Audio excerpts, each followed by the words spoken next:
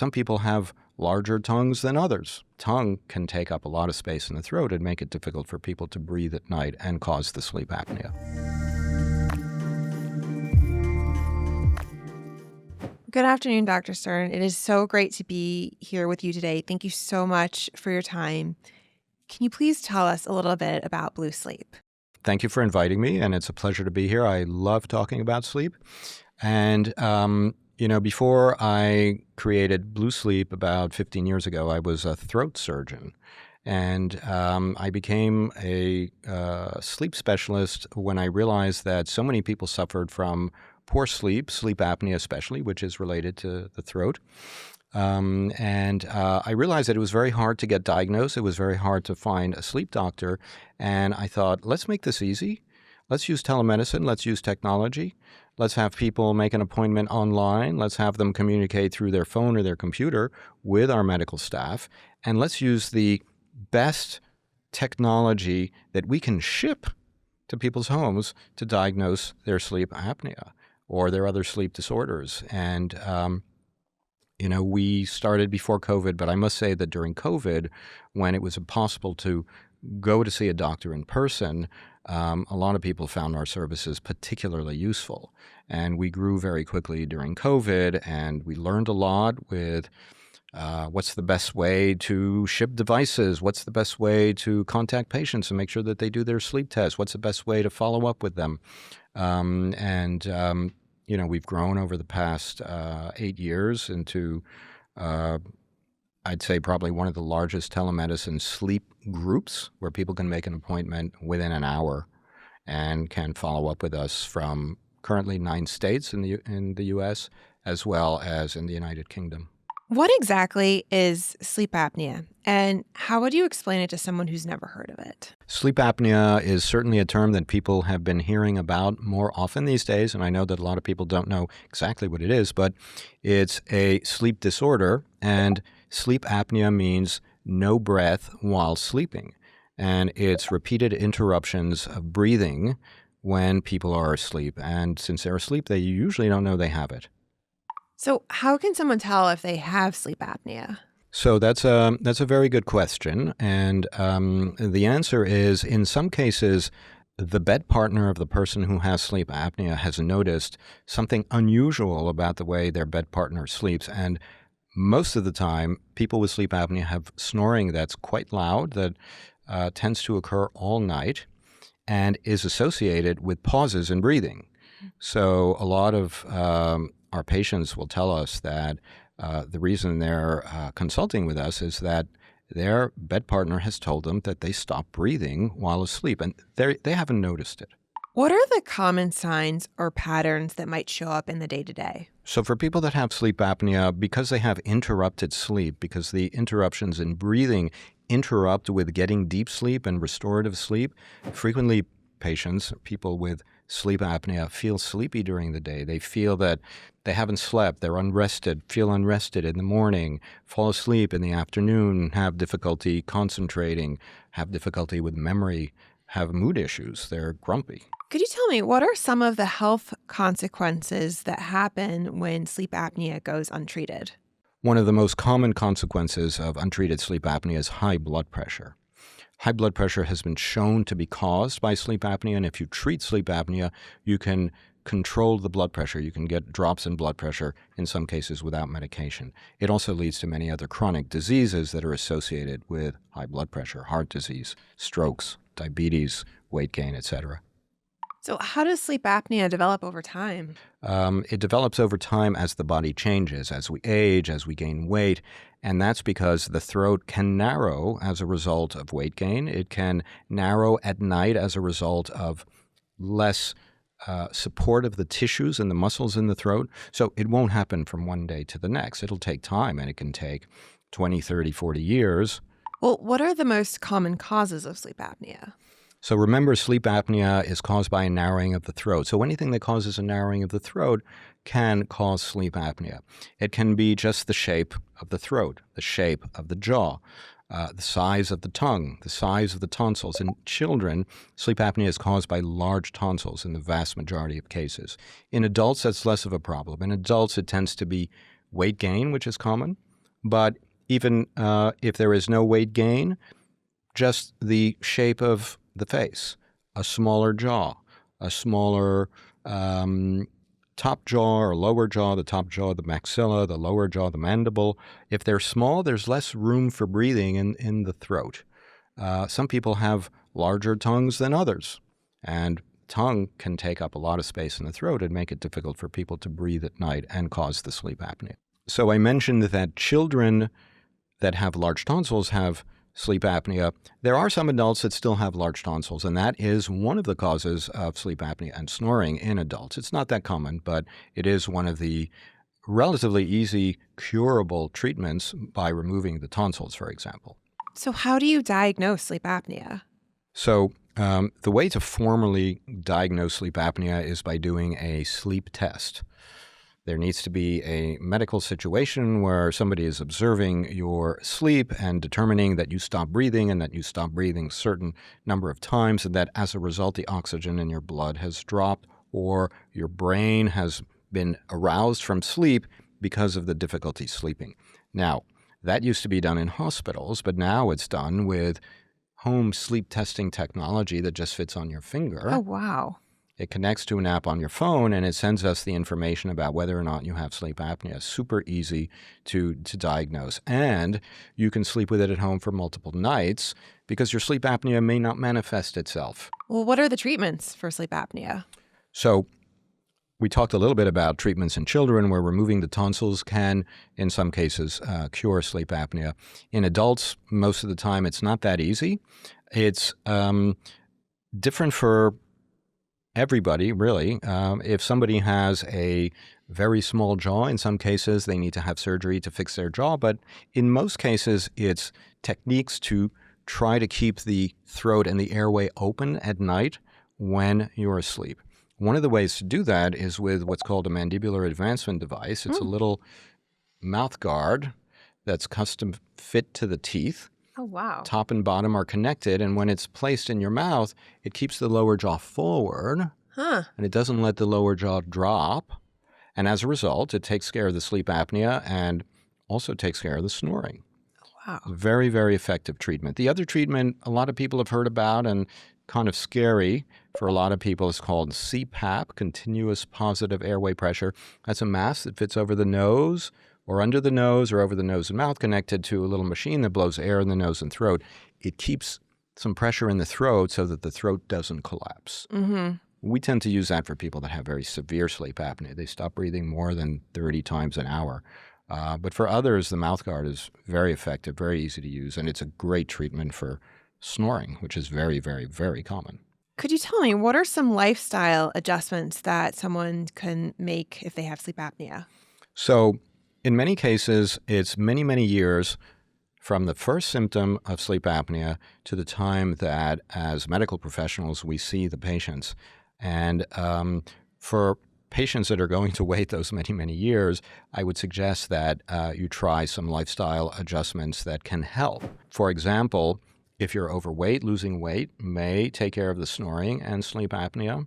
If you like to have a drink every night, that will definitely make snoring and sleep apnea worse. Have the drink another time. Other adjustments are the position that you sleep in. So when you sleep on your back, the jaw tends to drop.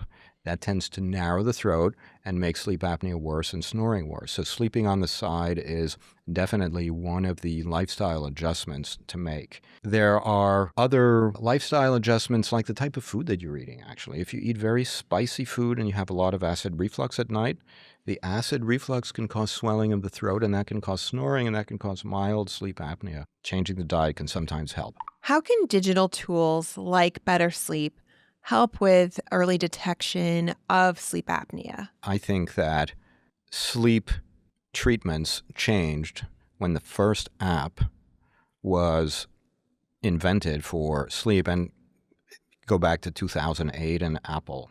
And suddenly people started getting information about their sleep, and they started becoming aware of the fact that they weren't sleeping well, and maybe that's why they were having all sorts of problems during the day, whether it was concentration, whether it was mood problems, whether it was performance, physical, mental performance. And I really credit sleep apps to the rise in awareness and the importance of good quality sleep. BetterSleep is actually detecting snoring. And snoring is one of the most common symptoms of sleep apnea. And if you have snoring that's significant, you really should have an evaluation for sleep apnea, as we had mentioned. We've used BetterSleep to help notify patients who snore that they may have sleep apnea. That's critical. How better way to reach so many people who may have an underlying disorder like sleep apnea, which can be a considerable medical problem. A lot of our users at BetterSleep come to us for insomnia. Is there any type of relationship between insomnia and sleep apnea? That's a great question. And absolutely there is. In fact, at least 30% of people who have sleep apnea also have insomnia. And there are two types of insomnia. There's what's called sleep onset insomnia, meaning getting into bed, can't fall asleep.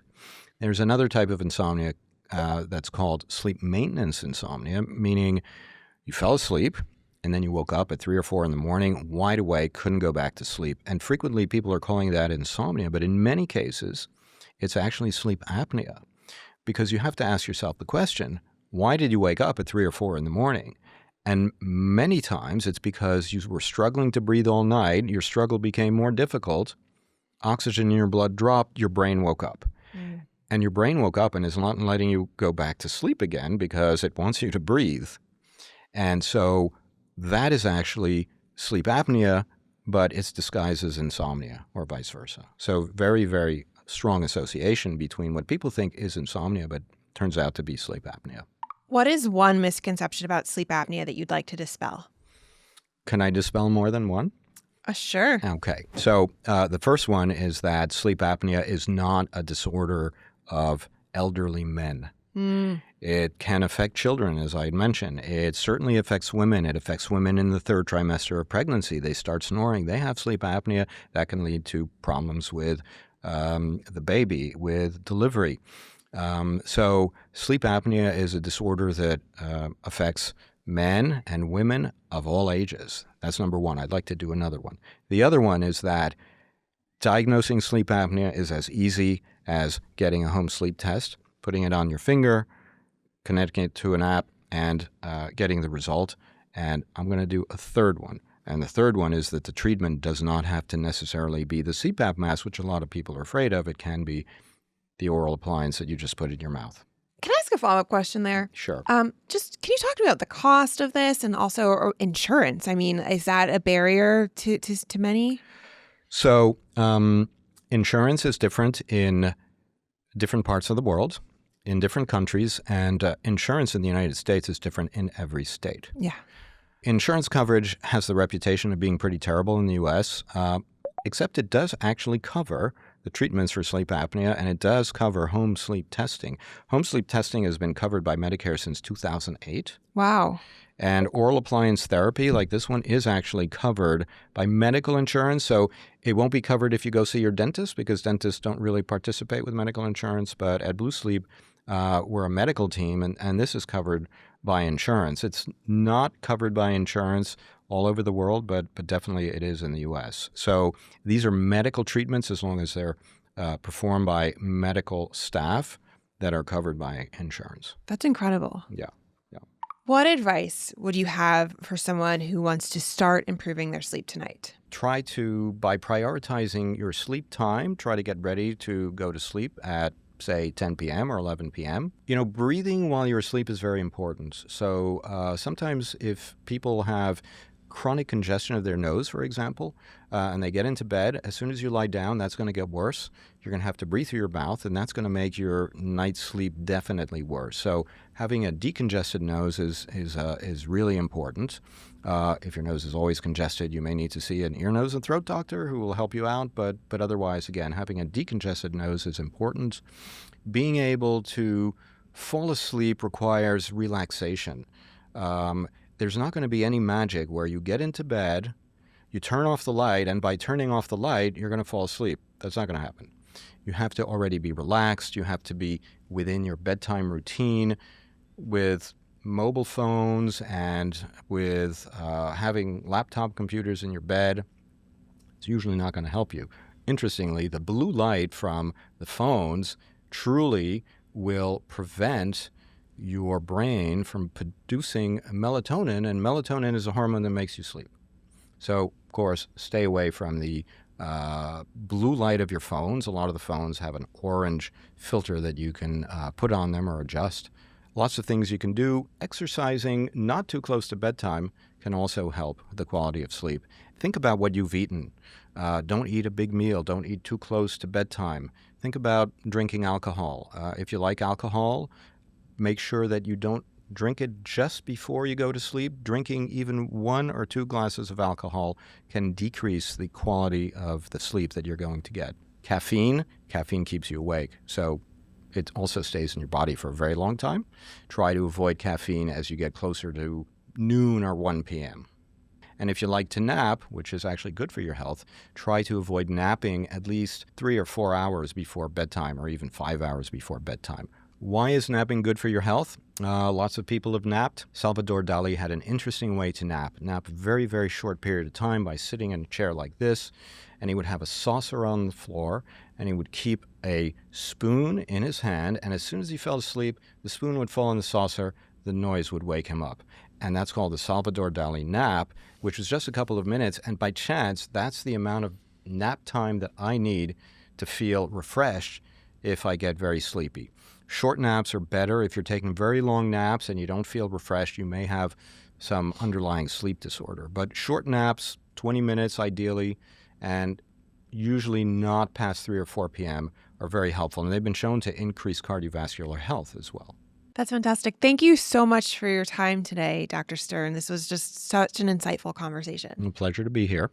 Where can our listeners learn more about your work, Dr. Stern? Probably go to BlueSleep.com or BlueSleep.uk, and we have lots of information on what we've done, the blogs, videos, some of the research that we've published in the peer-reviewed medical literature as well. If you have a question that doesn't have an answer on our website, just contact us at help@bluesleep.com, and I'll be happy to answer the questions.